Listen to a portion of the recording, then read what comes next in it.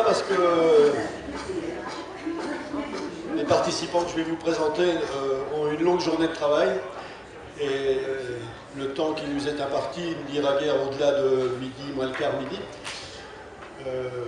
Les décors sont de la Seine-Maritime, donc je remercie beaucoup la Fédération de Seine-Maritime de nous prêter ce local qui est agréable. Hugo Poitvin va filmer la totalité de ce débat, y compris les questions que vous allez pouvoir poser. Et vous pourrez trouver le film de cette matinée sur le blog du Front de gauche de la Manche, puisque ce département a une pratique depuis 4-5 ans de ce cadre unitaire et y est particulièrement attaché. Alors, je ne sais pas si il y a eu deux catégories de personnes quand on a annoncé le débat. Ceux dont le titre, ceux qui ont aimé le titre et ceux qui se sont dit qu'on ne pouvait pas dire des choses sur le mode de la dérision quand elles sont à ce point sérieuses. J'espère que vous êtes plutôt du côté de ceux qui pensent qu'on peut manier l'ironie sans perdre le sérieux. Et si l'humour est la politesse du désespoir, l'ironie, pas du tout. C'est la certitude que de toute façon, la gauche ne peut pas mourir, comme a dit Frédéric Lordon dans Le Monde diplomatique. Donc, y aura-t-il de la gauche à Noël? Je comprends que vous soyez précipités parce que, et comme l'a dit une des participantes, la gauche ne joue pas le rôle de la dinde de Noël. C'est pas du tout ce que vous voulez dire. Ah, tu ne pourras plus la faire. C'était Eliane qui... Voilà. Le premier titre de ce débat, parce qu'il y a eu le deuxième titre, mais il y a eu le premier, nous a été piqué depuis par un journaliste de Marianne, et c'était « C'est quand qu'on va où ?» Donc c'était à peu près la même problématique.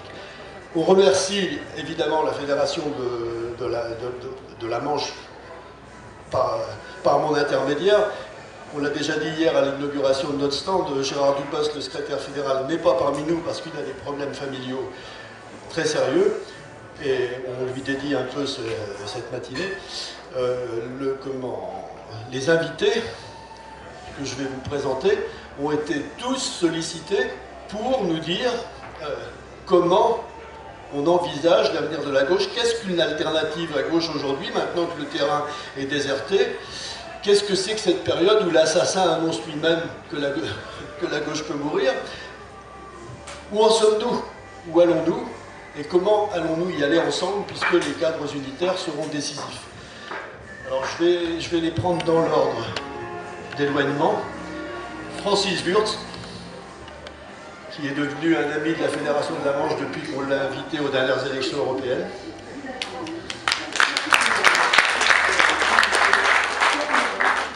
Qui n'a pas encore demandé sa mutation, mais on sent que ça pourrait venir. En plus, il y a un ancien secrétaire fédéral de son département qui est déjà arrivé dans la Manche, il va peut-être arriver, Jean-Baptiste Mest, et ça nous a fait un bien immense. Je lui disais, un peu de rigueur dans une fédération un peu olé olé, ça faisait beaucoup ça nous a fait beaucoup de bien. Mais il faut... Un, ça allait, si on en mettait deux, ça serait peut-être trop quand même. À côté de lui, député honoraire du Parlement européen, mais chacun le sait. À côté de lui, quelqu'un qui est une députée en pleine activité, renouvelée par ses électeurs de PACA, Marie-Christine Vergiat. PACA, Rhône-Alpes et Corse. D'accord. Là, il manque personne, normalement, je vais m'y mettre après. Eliane Assassi, très aimée également dans le département de la Manche, puisque c'est une des fédérations qu'elle suit au nom de la direction nationale du PCF, et qui est la présidente du groupe au Sénat.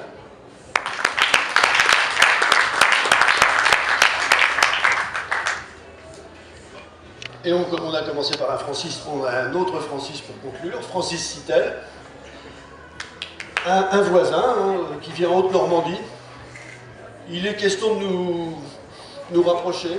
Je ne sais pas si on aura l'occasion de parler de cette question assez secondaire pour aujourd'hui. Et donc Francis Sitel, qui représente Ensemble.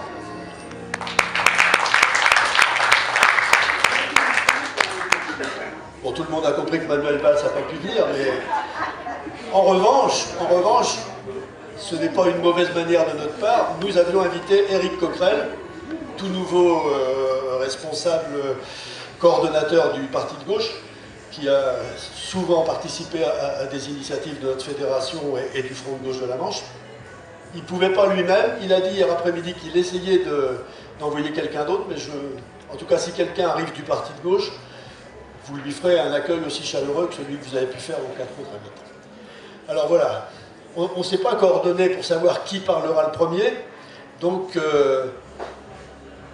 je vais juste leur donner une petite rampe de lancement. Samedi dernier, à Montreuil, le Front de gauche a fait une réunion qui a été présentée comme celle de la dernière chance, et je prends la formule la moins pessimiste dans tout ce qu'on a pu lire à l'époque. Francis était présent, Marie-Christine aussi, et la Manche faisait partie des quelques départements qui avaient envoyé une délégation unitaire, mot magique, et qui a même pu lire un texte de notre Front de gauche de la Manche, dont je ne vais pas vous donner la teneur, mais qui en gros expliquait que dans un département comme le nôtre, avec les difficultés qu'on peut avoir, mais avec beaucoup plus de résultats positifs que de difficultés, ça faisait 5 ans qu'on arrivait à faire vivre ce rassemblement du Front de gauche, et qu'on attendait avec beaucoup d'impatience cette journée du 6 septembre, parce qu'on ne peut pas respirer tout seul, même dans un grand département comme le nôtre, si vous voulez. À un moment donné, on avait besoin d'un peu d'oxygène pour qu'on nous dise tu peux continuer à nager, tu n'es pas encore sur le sable, quoi. Donc, c'était un peu le sens de la déclaration qu'on a pu faire ce jour-là. Et cette délégation est revenue plutôt mieux qu'elle n'était partie, c'est-à-dire avec quelques raisons d'espérer. Il y avait notamment un ami de Francis qui s'appelle Alain Canu, qui est connu pour être plus pessimiste que la moyenne, et il est revenu pratiquement avec le sourire, parce qu'il avait quand même l'impression que le pire n'était pas advenu, alors qu'on avait présenté ça comme le rendez-vous de la mise en bière. Donc, je pense qu'on pourrait demander à Marie-Christine, je vais commencer par elle, son ressenti sur cette journée dans la belle ville de Montreuil, reconquise de haute lutte après un intermède dont on aurait pu se passer, si j'ai bien compris. Et comment, voilà, Marie-Christine, comment toi tu as vécu cette journée et quelles conclusions en tires-tu? Alors on va utiliser 2 micros, celui-là pour Francis et Marie-Christine, et celui qui est par là pour...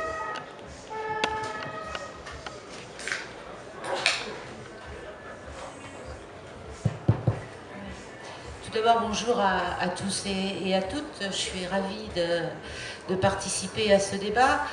Peut-être ce que tu n'as pas signalé dans mes spécificités, c'est que je dis souvent, moi je suis Front de gauche, point. Je n'appartiens à aucun parti politique. Et j'ai participé en tant que non-encarté, comme on dit dans les sphères du Front de gauche, à l'équipe d'animation qui a organisé la journée de samedi. Je pense qu'il ne faut pas confondre ce qui se passe à l'intérieur du Front de gauche et ce qu'en relatent les médias. Pour moi, ce n'était pas la réunion de la dernière chance, c'était le moment de relancer la dynamique à l'intérieur du Front de gauche.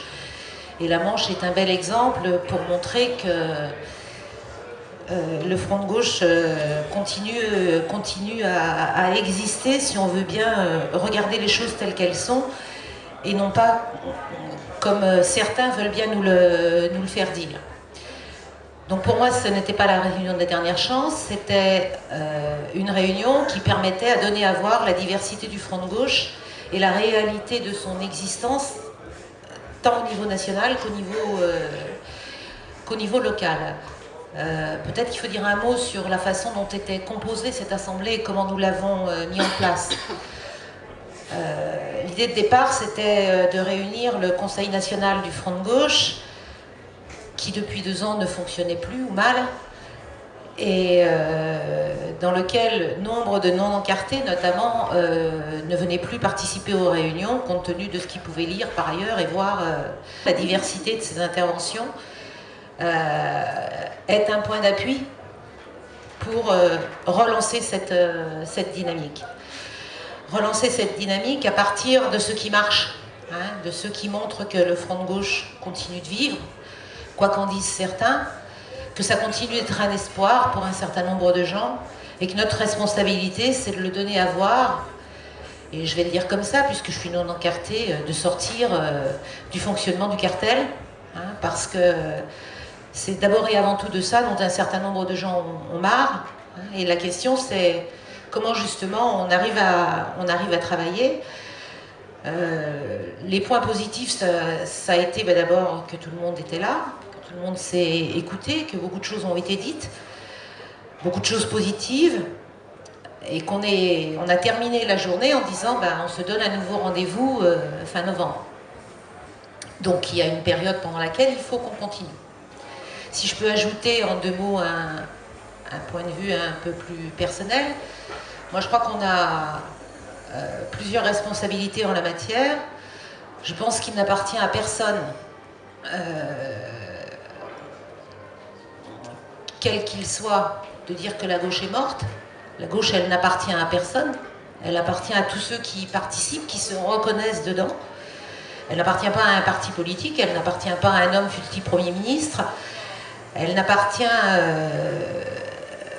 pas plus à la gauche politique, parce que la gauche, ça va au-delà de la représentation des partis. Donc notre première responsabilité, me semble-t-il, c'est de voir comment on peut travailler avec le mouvement social, enclencher des dynamiques qui ont beaucoup d'espérance vis-à-vis de ce que nous pouvons faire, à condition d'éviter un écueil, c'est-à-dire la récupération politique, l'instrumentalisation, parce que c'est au cœur de nos relations. Moi, j'ai participé à l'Université des mouvements citoyens d'attaque mi-août, et c'était très intéressant, très dynamique, et on voit très bien que leurs sujets de discussion et les nôtres sont les mêmes. Donc on doit pouvoir arriver à faire des convergences.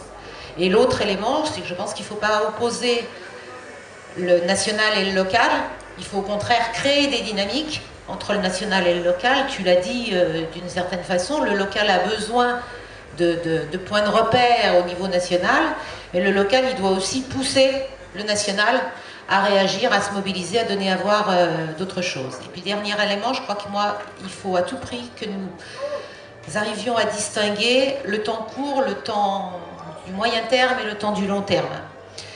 Je vais le dire de façon un peu rapide. Pour moi, le court terme, c'est le temps des alliances électorales. Le temps du moyen terme, c'est le temps de la stratégie politique. Et le temps du long terme, c'est le temps de la construction du projet politique. Les deux interfèrent, mais si on n'a pas en ligne de mire le long terme, on est sur une position qui est tout à fait mortifère.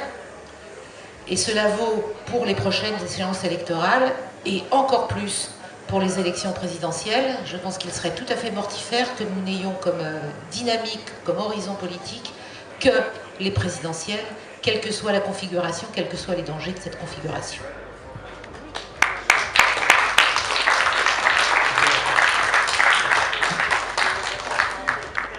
On va enchaîner avec Francis sur le même sujet, puis après on élargira l'empan.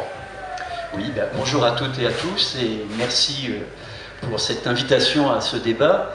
Et bien, en ce qui concerne le CIS, je n'ai rien à ajouter à ce que vient de dire Marie-Christine sur ce qu'a été cette réunion, son apport, mais il me semble que ce qui est significatif, c'est que beaucoup ont quand même abordé cette réunion avec l'idée le front de gauche peut mourir.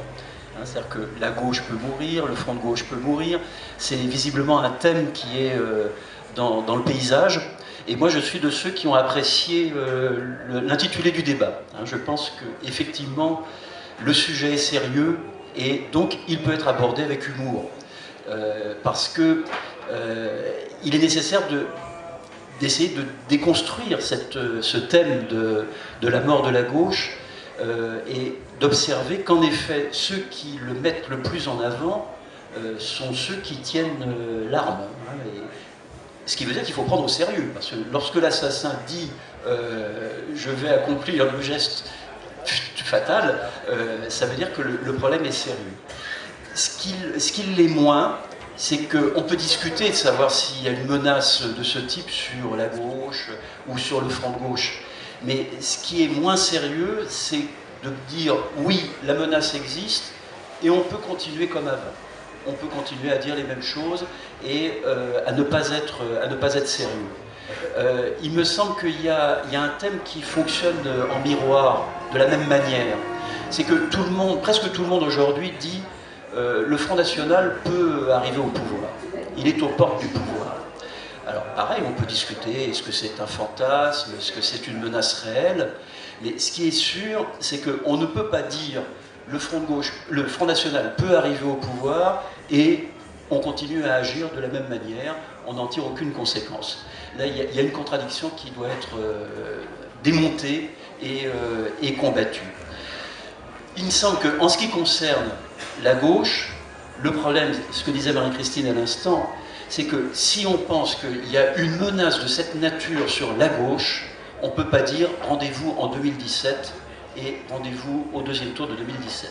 Ça veut dire que c'est maintenant que ça se joue, que c'est maintenant qu'il faut prendre la mesure du danger et qu'il faut chercher les ripostes à un tel danger. Alors, le premier élément, là aussi, c'est en écho à ce qui a été dit par Marie-Christine, je pense que le premier problème sur lequel il faut s'arc-bouter, c'est que la gauche, ça n'est pas seulement le Parti socialiste. Problème principal. Problème secondaire, c'est que, y compris le Parti socialiste, ça n'est pas exactement ce qu'est le gouvernement Valls 1 ou Valls 2. Et à chaque fois, il y a des éléments de débat dans ces deux assertions. La première, je pense, ne fait pas débat entre nous. Quand on dit la gauche, c'est tout autre chose que le seul Parti socialiste. Que c'est d'abord la masse des salariés, des jeunes qui sont soumis à l'exploitation, aux dominations. C'est un certain nombre de forces qui ne sont pas simplement des forces politiques, qui sont des forces associatives, des forces syndicales. Et puis, au niveau des forces politiques, il y a une extrême diversité, heureusement, de cette gauche. Donc, premier problème qu'il faut arriver à mettre en force dans l'appréciation de la situation. La gauche, c'est beaucoup plus, heureusement, que le seul Parti socialiste. Et même on voit qu'on a un débat, alors là, qui prête plus à des différences dans la nuance, c'est que le Parti socialiste, confronté à ce qu'est la politique libérale, politique de droite, tout le monde maintenant est d'accord entre nous pour dire que la politique qui est menée est une politique de droite, de ce gouvernement, le Parti socialiste lui-même est traversé par des contradictions. Les militants socialistes, les électeurs socialistes ne peuvent pas, sans réaction, penser que le Parti socialiste est en train de se transformer en un parti qui soit un parti du type parti démocrate à l'américaine, qui s'identifie totalement à une politique libérale. Donc il y a des réactions nécessaires dans le Parti socialiste, et un des débats qu'on a eu le 6, c'est de savoir quelle est l'importance de ces contradictions, est-ce qu'on peut jouer sur elles ou pas. Bon, c'est un débat qui est ouvert au sein du Front, et je pense que c'est un élément positif de la réunion du 6. Le problème, c'est pas qu'il y ait des divergences d'orientation au sein du front de gauche, c'est éventuellement que ces divergences ne soient pas exposées clairement et débattues largement, parce qu'on est dans une situation où il est inévitable qu'il y ait des divergences d'appréciation, et donc il faut les poser, il faut les débattre. Donc il me semble que, je finis là-dessus, il me semble que le grand problème, qui est le problème de la gauche et des diverses composantes de la gauche, c'est que la politique qui est menée est une politique qui conduit à une rupture croissante entre cette gauche au sens politique du terme et bien, le peuple de gauche, les travailleurs, les jeunes, qui voient qu'on les mène par cette politique dans le mur, et que cette politique elle est menée par des gens qui se réclament de la gauche. Donc il semble le grand défi, c'est celui-là, c'est-à-dire comment on arrive à éclairer ce problème-là, et comment on arrive à surmonter ce type de contradiction, de situation, à offrir des alternatives à l'impasse dans laquelle on est mené. Alors, je conclus sur un point qui est que, il me semble que ce qui est important, comme le disent les frondeurs au sein du Parti socialiste, c'est de dire que non, la gauche n'est pas en train de mourir, de dire vive la gauche, et qu'il faut combattre, et alors là aussi c'est des éléments de débat qui existent dans le front de gauche, de combattre cette idée que le clivage gauche-droite serait dépassé. Je pense que c'est un thème extrêmement dangereux dans la situation actuelle, mais donc il faut en débattre avec les camarades du parti de gauche, hein, puisque c'est le problème qui est posé. Donc dire vive la gauche, oui, mais ça ne suffit pas. Vive la gauche est une proclamation positive sans la gauche. Qu'est-ce qui peut donner vie à la gauche? C'est-à-dire sur quoi la gauche doit agir pour montrer qu'elle existe et qu'elle a des réponses à apporter à la situation. Et je pense qu'on y reviendra dans la suite de la discussion. Merci. France.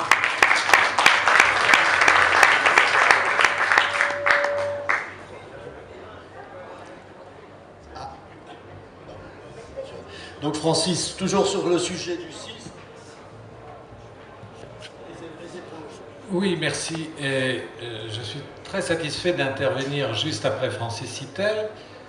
Nous ne sommes pas membres de la même organisation, je suis communiste, Francis est d'Ensemble, et je partage complètement ce que tu viens de dire, y compris la forme dans laquelle tu l'as dit.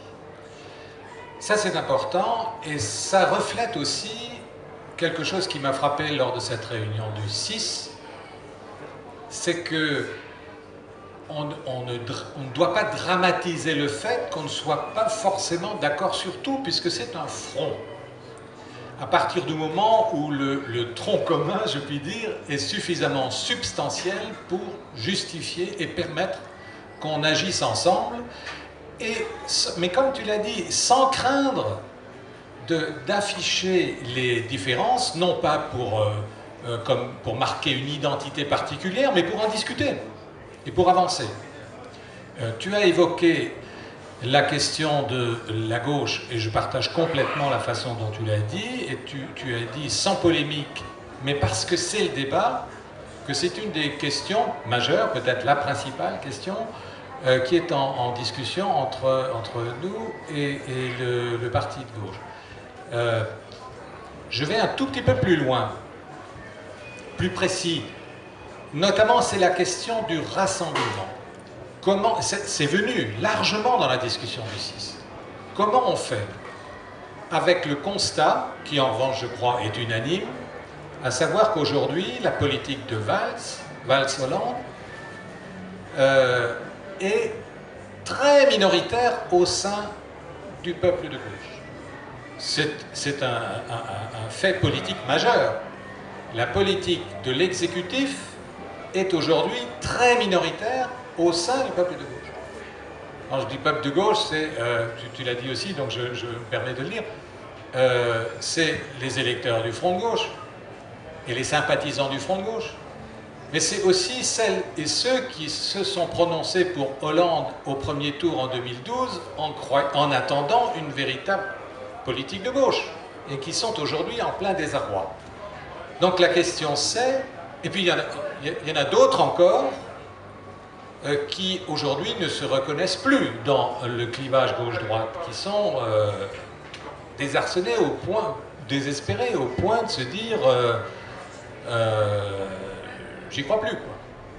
Donc ça part un peu dans tous les sens. Donc la question c'est comment s'y prendre pour favoriser le rassemblement du plus grand nombre de ce peuple de gauche contre la politique du gouvernement et pour une orientation dans laquelle ils puissent à nouveau se reconnaître.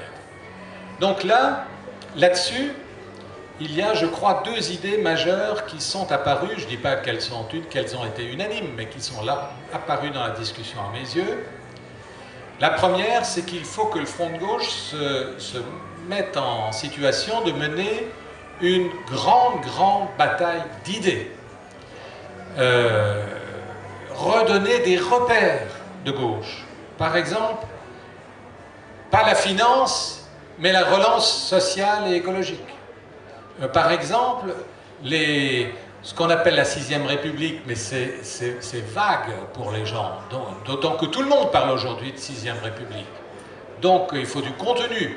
Donc par exemple, il a été dit, je suis complètement d'accord avec ça, que la bataille sur les fameux seuils sociaux, c'est en fait une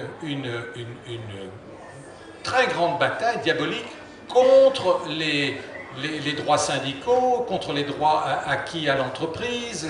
C'est une remise en cause fondamentale, c'est pas simplement les seuils, c'est quelque chose un peu d'abstrait.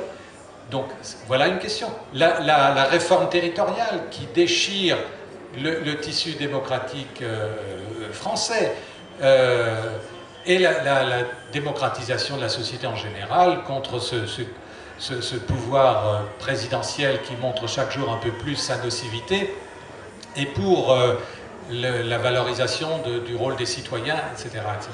La question européenne, bref. Donc donner des repères de gauche, il y a une grande bataille à mener, et l'autre grande bataille à mener, c'est le deuxième point, la politique de rassemblement.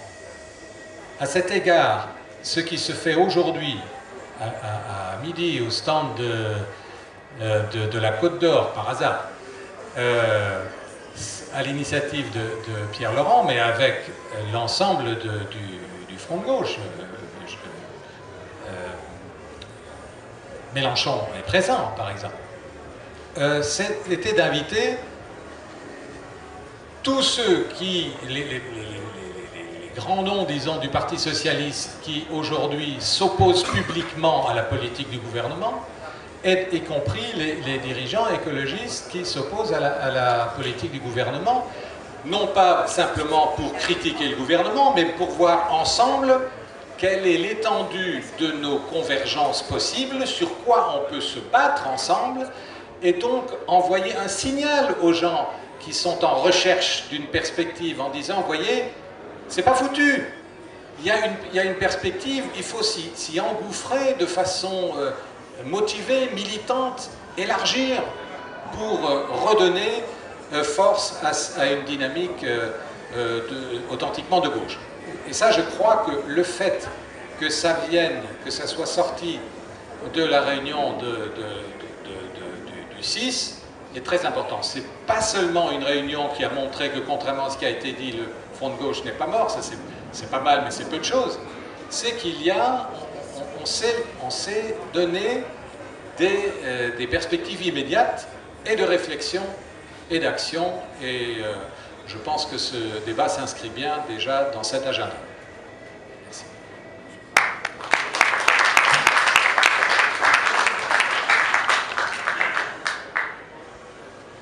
Gilette.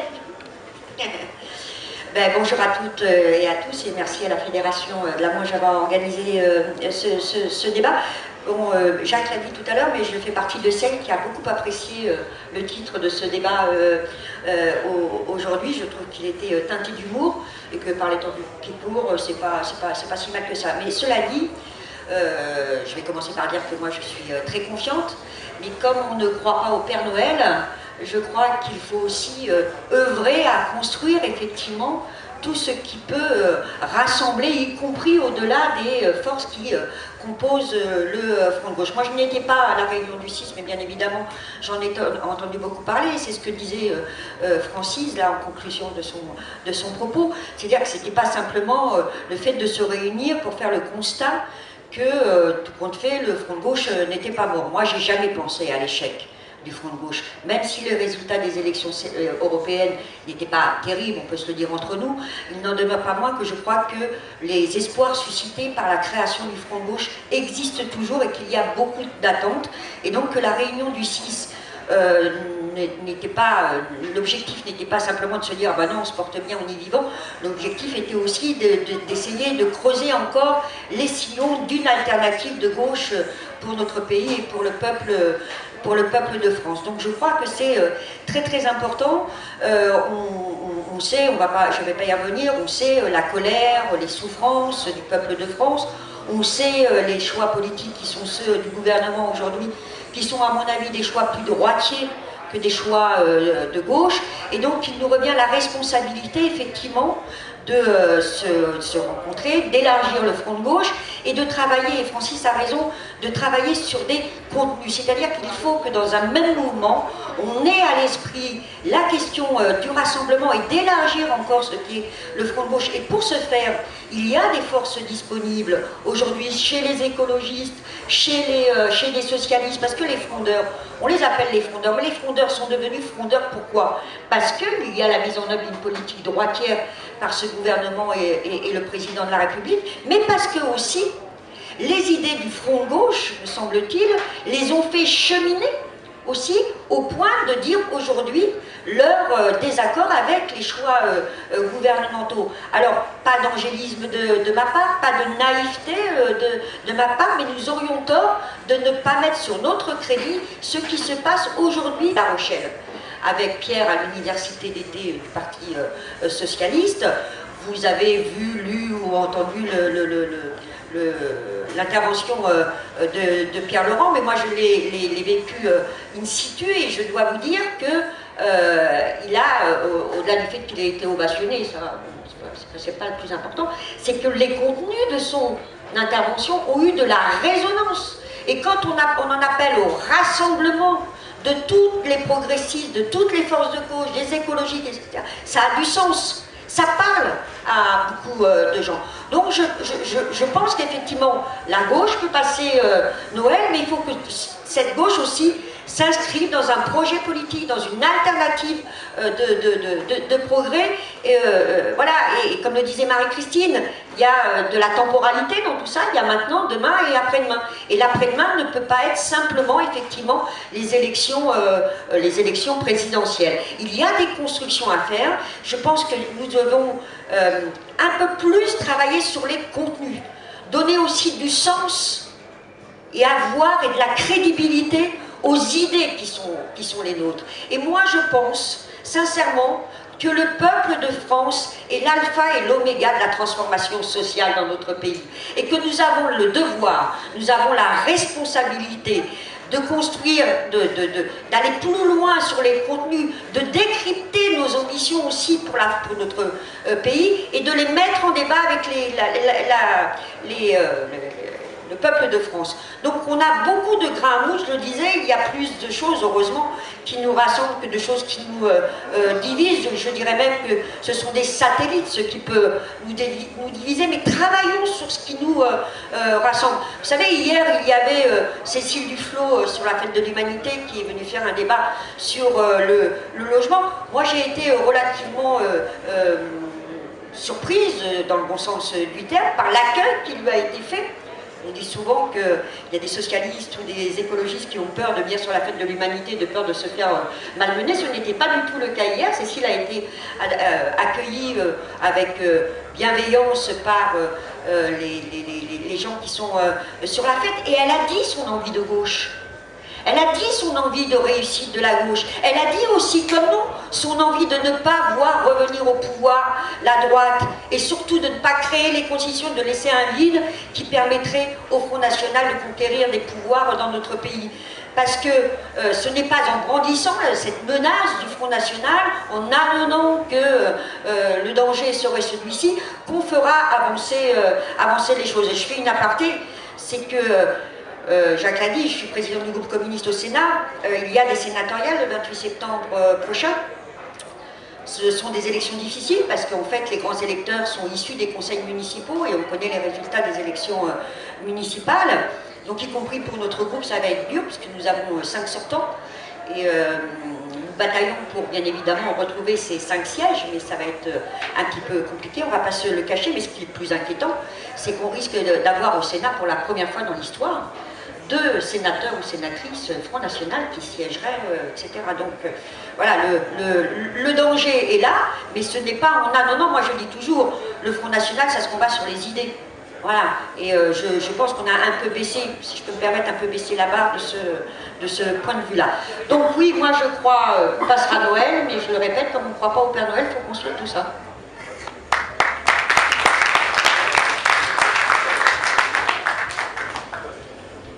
Alors je ne sais pas, on peut intercaler des questions si quelqu'un souhaite en poser. Ben, ça n'a pas manqué d'arriver. On commencera par toi.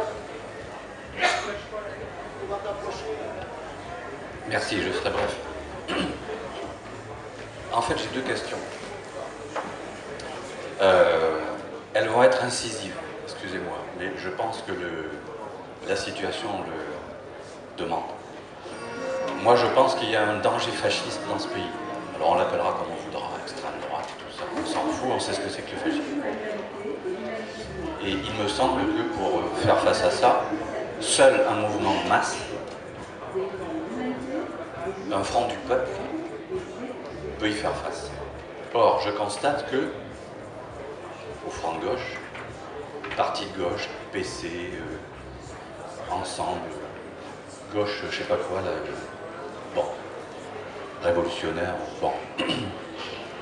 Vous commencez par mettre... Alors, je rappelle, j'ai quand même été membre du PC pendant 30 ans, je connais un petit peu la musique, de ce qui se passe dans les partis. Vous commencez par mettre des entonnoirs à l'envers. C'est-à-dire que pour adhérer au front de gauche, il faut être sur le PC, à part quelques rares individualités, soit au parti de gauche, soit ceci, soit cela. Et évidemment, on ne peut pas adhérer directement au front de gauche. Si vous voulez avoir un mouvement du peuple dans ce pays, il faut ouvrir les vannes. Il ne faut pas commencer par vouloir défendre sa propre chapelle. Sinon, on fera comme disait le camarade d'ensemble, on ne sera pas à la hauteur du mouvement. Et nous allons nous faire avoir comme des grands, naturellement, aux différentes élections qui viennent, même s'il ne faut pas les surestimer, notamment celle de 2017. Premier point. Première question, pourquoi n'ouvrez-vous pas les portes du front de gauche par une adhésion directe de tous les militants qui veulent en finir avec ce gouvernement? Première question. Deuxième question, elle s'adresse directement à mon ancien parti, que je connais bien, et je le fais avec sympathie, et voilà. Hein, je ne suis pas carté depuis plusieurs années, mais je pense que je ne vais pas tarder à corriger cette affaire-là. Qu'est-ce que le Parti communiste, et d'ailleurs le Front de gauche, pour certains de ses composants? Mais qu'est-ce que vous attendez du Parti socialiste exactement? Ça vous a pas suffi, toute son histoire? 1937, 1938, 1945, à 58, toutes les trahisons qui ont été effectuées par ce parti-là, 80, 83, 95, d'accord? Bon, le gouvernement Jospin et le gouvernement actuel, dit socialiste, qui pratique une politique carrément de droite, c'est lui le fossoyeur de la gauche. Bon, moi je considère que ce parti-là ne fait plus partie de la gauche. Et que vous devez tous, nous devons, rompre avec ces gens-là. Et le meilleur du Parti socialiste nous rejoindra. Voilà. Alors, pourquoi on continue à s'allier avec ces gens-là? Pour avoir quelques postes de conseillers municipaux, régionaux, députés, sénateurs, je ne sais quoi? Arrêtons. Arrêtons de ça. Il faut rompre avec ce parti et il faut créer, effectivement, l'appareil comme on voudra. Le front de gauche, effectivement, je dirais, un instrument tout à fait,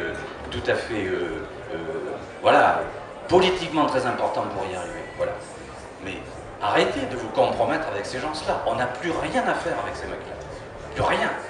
Voilà. Et essayons de créer une alternative, une vraie alternative, avec tout ce qui est à gauche du PS, pardon. Tout ce qui est à gauche du PS. Voilà. Voilà. Et y compris tout ce qui est à l'extrême gauche. Voilà. C'est ça qu'il faut faire pour demain.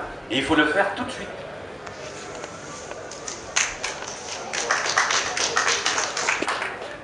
J'ai pas oublié que tu veux poser une question, mais comme là, on fera des échanges. Mais en l'occurrence, dans l'intervention qui vient d'être faite, danger fasciste, adhésion directe au front de gauche, et troisième point, les alliances avec le Parti socialiste. Alors, il y a 4 intervenants. Lequel veut... C'est vrai que la question on va commencer par la question des adhésions directes, puisque c'est un débat qu'on avait nous lancé l'année dernière ou l'année d'avant, qui est récurrent dans le front de gauche et qui a été à nouveau, non pas réglé, mais à nouveau examiné. Francis. Voilà. Sur les adhésions directes.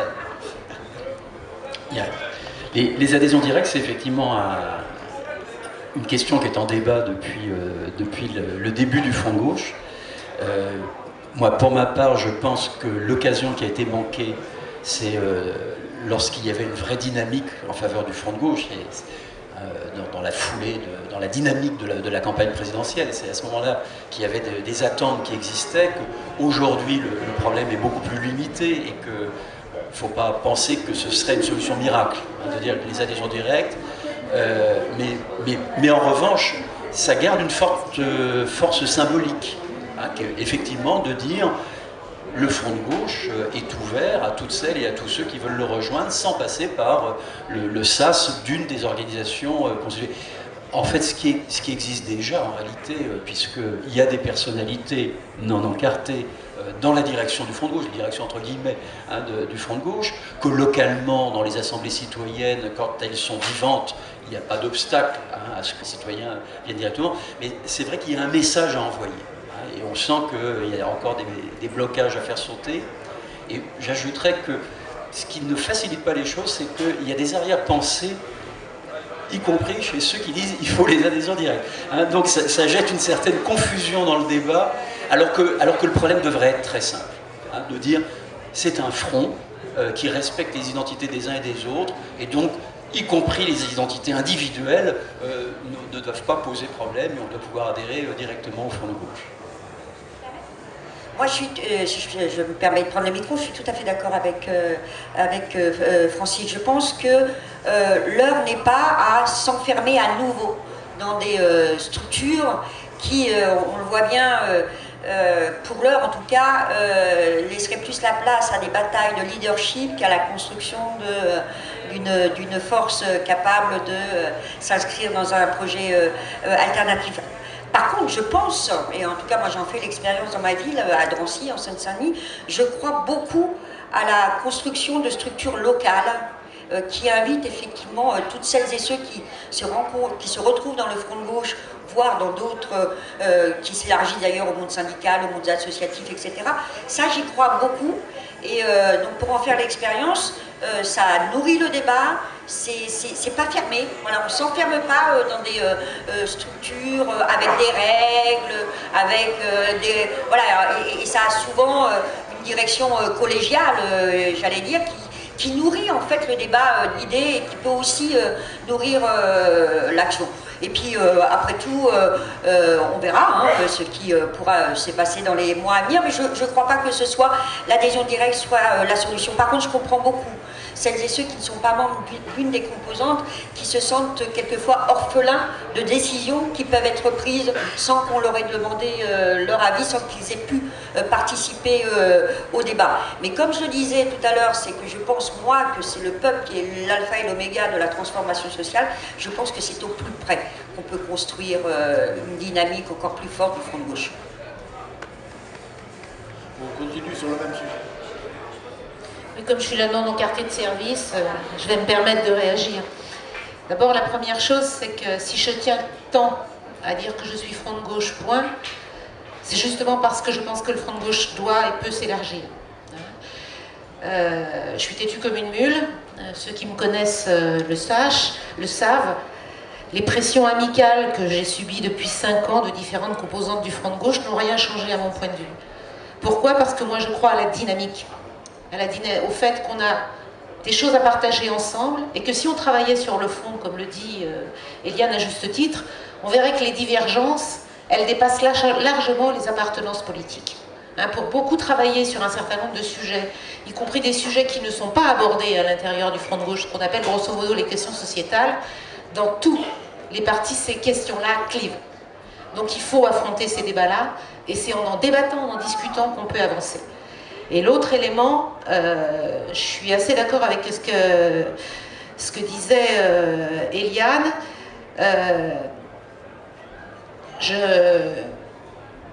Je crois d'une part qu'il y a chez certains un certain nombre d'arrière-pensées derrière cette adhésion au-delà des proclamations. Sortons ça. Mais qu'il ne suffit pas de dire oui aux adhésions directes au Front de gauche. Si on ne donne pas un cadre clair de fonctionnement du Front de gauche pour ces nouveaux adhérents directs, on va à l'échec. On va, comme on l'a été, même si le terme d'échec est un peu fort, avec ce qui s'est passé au Conseil national. Le Conseil national a été composé à parité d'encartés et de non-encartés. Comme le Conseil national n'a pas fonctionné ou mal fonctionné, les non-encartés n'ont pas trouvé leur place, parce que les décisions étaient prises ailleurs. Et que le Conseil national s'est retrouvé en position, soit d'écouter, excusez-moi, la bonne parole des représentants des partis, soit à être instrumentalisé pour essayer de résoudre les divergences. Ça ne peut pas être ça. Hein. Et la question de l'adhésion directe, moi j'y suis favorable. Hein. Je pense qu'on peut se dire du front de gauche, hein, et beaucoup de gens le font, sans être adhérent à un parti, que tout le monde ne réclame pas l'adhésion directe. Les gens qui sont dans les assemblées citoyennes, les trois quarts du temps, ils sont dans les assemblées citoyennes du front de gauche, ils savent quelle est leur place et ça marche. Mais oui, il y a de la symbolique là derrière, il faut arriver à dépasser tout ça.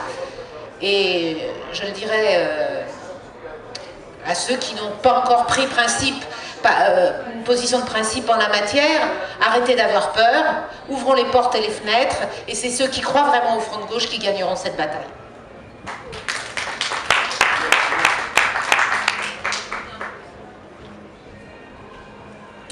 Merci. Alors, puisque j'ai été directement interpellé, je réponds à mon ancien et peut-être futur camarade.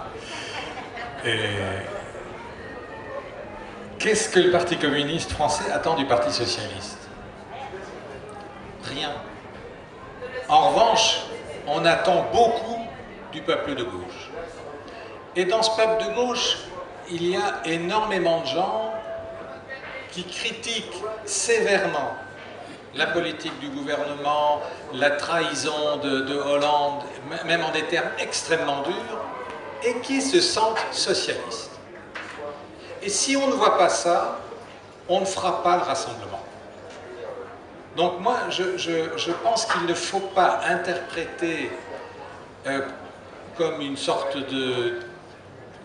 d'allégeance honteuse vis-à-vis du Parti socialiste le fait que nous ne mettions pas une croix sur ces hommes et ces femmes.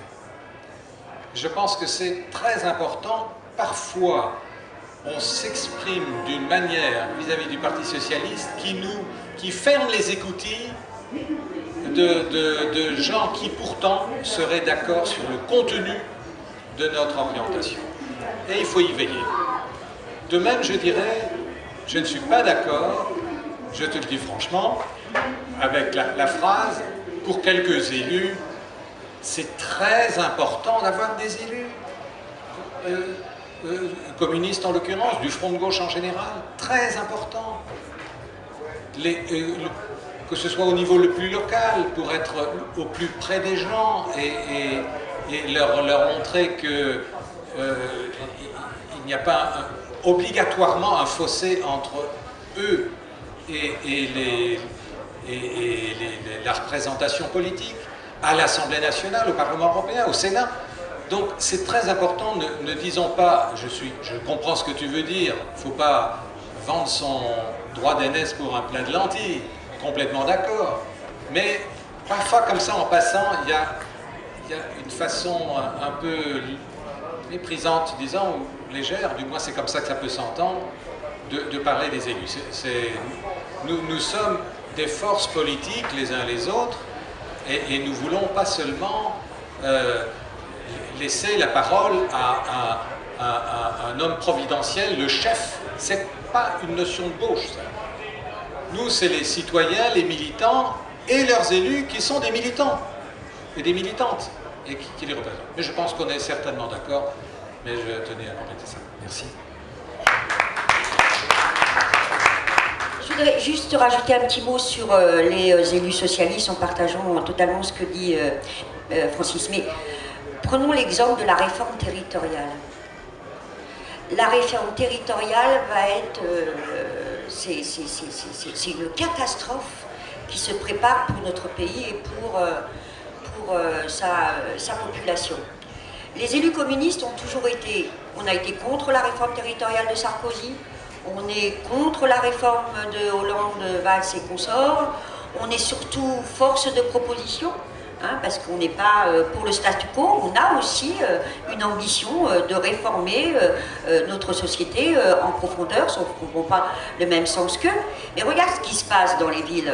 Le nombre d'élus socialistes qui se retrouvent dans le refus de cette réforme et qui participent avec nous à la construction de propositions alternatives sur le sujet et qui vont même jusqu'à manifester leur désir d'un rendez-vous de consultation, de référendum, je vais y arriver, populaire sur ce sujet. Donc il ne faut pas jeter le bébé avec l'eau du bain. Moi, Cambadélis, il ne m'intéresse pas. Valls ne m'intéresse pas. Enfin, m'intéresse pas, vous comprenez ce que je veux dire, là en l'occurrence. Moi, ce qui m'intéresse, c'est tout ce peuple de gauche, parmi lesquels de nombreux socialistes, de nombreux élus socialistes, avec lesquels aujourd'hui nous pouvons construire du commun. Et c'est ça qui m'intéresse.